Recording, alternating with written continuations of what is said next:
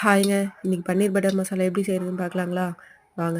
ஒரு கடாயில தேவையான அளவு எண்ணெய் ஊற்றிக்கோங்க. எண்ணெய் இல்லைன்னா பட்டர் கூட சேர்த்திக்கலாங்க. 2, 3 ஏலக்காய் போட்டுக்கோங்க. ஒரு பிரிஞ்சி இலை போட்டுக்கோங்க. கிராம்பு 2, 3 போட்டுக்கோங்க.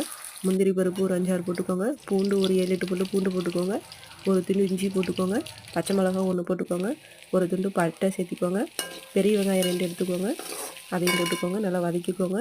தக்காளி 3 தக்காளி எடுத்துக்கோங்க. உப்பு சேர்த்தி நல்லா வதக்கிக்கோங்க. இப்போ தேவையான அளவு மசாலா போட்டுக்கலாங்க.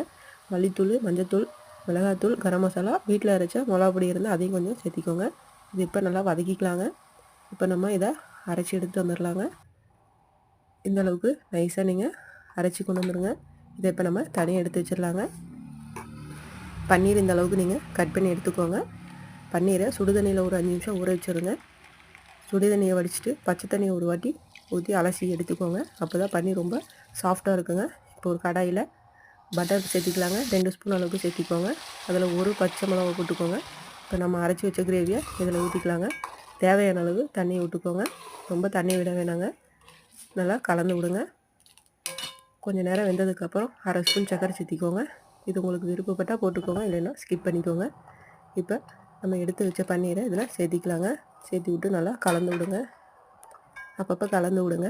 முந்திரி பருப்பு போட்டனால அது கொஞ்சம் அடி பிடிக்குங்க. இப்போ கொத்தமல்லி தலையை கொஞ்சம் தூவி விட்டுக்கோங்க. இப்போ கஸ்தூரி மெத்தியை கொஞ்சம் போட்டுக்கோங்க. ரொம்ப டேஸ்ட்டாக இருக்குங்க.